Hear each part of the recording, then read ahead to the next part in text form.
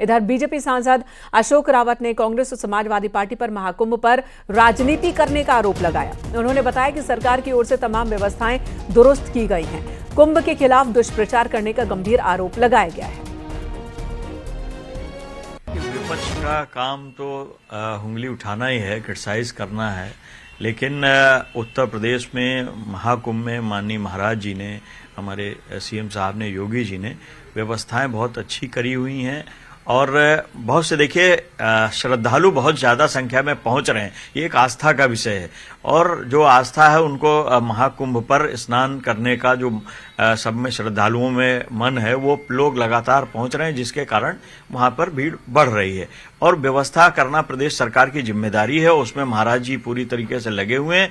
बहुत से अधिकारियों को उन्होंने आईएएसपी से सबको डिप्यूट कर दिया गया है पूरी तरीके से और यहां तक कि हमारी पार्टी के शीर्ष नेतृत्व ने भी, सभी वॉलंटियर्स, हमारे जो पार्टी के वॉलंटियर्स भी लगे हैं, वो सारी सुविधाओं को, जो भी जहां परेशानियां हैं, जैसे कहीं जाम की समस्या है या किसी प्रकार की यातायात की व्यवस्था है, तो उसमें हमारे वॉलंटियर्स भी लगे हुए हैं। इधर एएमयू की कैंटीन में बीफ बिरयानी के नोटिस पर अलीगढ़ सांसद सतीश गौतम का भी बयान आया। उन्होंने कहा कि इस मामले में जो भी एक्शन हुआ है वे उससे संतुष्ट नहीं है। छात्रों पर कार्रवाई सिर्फ और सिर्फ खाना पूर्ति ही है। नोटिस चिपका की गई थी, उन्होंने या तो उसका प्रोग्राम था, उसके बाद जब पता लगा उसको विरोध हुआ, उसमें कार्रवाई की गई है, 3 लोगों को सस्पेंड कर दिया गया, लेकिन जो मुख्य उसका कर्ता धर्ता है उस पर कोई कार्रवाई नहीं की गई है। अभी वर्तमान बीसी से मैं वार्ता करके उस पर कार्रवाई की जाएगी, क्योंकि इस तरह की हरकत शोभनीय नहीं है। ये यूनिवर्सिटी के लिए भी अच्छी नहीं और समाज में मैसेज भी गंदा जाता है। ये किसकी हरकत आपको नजर आ रही है? देखिए, यूनिवर्सिटी की मानसिकता चेंज होने में थोड़ा टाइम लगेगा। धीरे धीरे हो रही है, 10 साल में हो गई और 5 साल में हो जाएगी। इनकी मानसिकता चेंज होने में टाइम लगता है, क्योंकि ये उस बीमारी से बीमार हैं, प्रेषित हैं उस बीमारी से, उसे निकलने में टाइम लगेगा। 3 लोगों पे कार्रवाई की मांग आप कर रहे हैं? मेरा ये प्रोफेसर पे कार्रवाई होनी चाहिए, जो उसका इंचार्ज है। किसी स्टूडेंट पे कार्रवाई करना और उस पर नीचे कार्रवाई करना, वो कार्रवाई नहीं होती, केवल खाना पूर्ति होती है।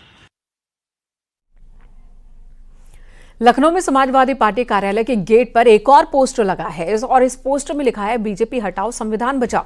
कुछ देर की खामोशी है, फिर शोर आएगा। आज बीजेपी का वक्त है, 27 में सपा का दौर आएगा।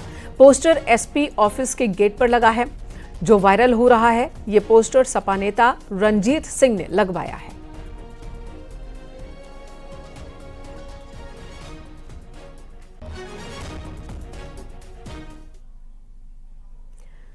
संभल हिंसा से जुड़ी बड़ी खबर। संभल के संदिग्धों का रिकॉर्ड खंगालने की तैयारी में है पुलिस। बीट स्तर पर संदिग्धों की गतिविधियों और संपत्ति को खंगाला जाएगा। संभल से बाहर और विदेश में रह रहे संदिग्धों की गतिविधियों पर भी जांच की जाएगी और प्लानिंग ये कर ली गई है। संभल हिंसा के पीछे के कनेक्शन समेत तमाम खुलासों की पुलिस को उम्मीद है। प्लान पर जल्द ही एक्शन में दिखेगी पुलिस। सुनील कुमार हमारे सहयोगी संभल से हमारे साथ जुड़ चुके हैं। सुनील, क्या प्लानिंग है, किस तरह से ये खंगाली जाएंगी चीजें? देखिए, संभल हिंसा के बाद से संभल पुलिस तमाम बिंदुओं पर काम कर रही है, जिसके तहत ये संभल के अपराधी, संभल के संदिग्धों की डाटा खंगालने की कोशिश है। उनकी सोर्स ऑफ इनकम क्या है, कहाँ से पैसा लाते हैं, क्या संभल की इंतजाम शामिल है, इस सब पर पूरे मामले पर पुलिस को काम करना है। बीट लेवल पर, सिपाहियाना लेवल से ही काम होगा और हाई लेवल से पर इस मामले में जांच की जाएगी। ऐसे तमाम संदिग्ध जो इस समय संभल में है या संभल से बाहर चले गए हैं या अगर विदेश में भी हैं, तो वहां से संभल हिंसा की साजिश रची है उन्होंने, तो उन सबका डाटा खंगाला जाएगा। वहीं मामले में संदिग्धों के पकड़े जाने पर पुलिस बड़ी कार्रवाई की तैयारी में है। जी ठीक है, धन्यवाद आपका इस वक्त पूरी जानकारी देने के लिए। तो डोर टू डोर जाकर के, एक एक घर जाकर के पुलिस अब एक तरह से सर्वे करने वाली है। अगर किसी के पास कम वक्त में ज़्यादा पैसे आए तो वो पैसे कैसे आए, यानी कि कम वक्त में अमीर बनने वालों की भी जांच पड़ताल की जाएगी, उनके खातों की जांच पड़ताल की जाएगी।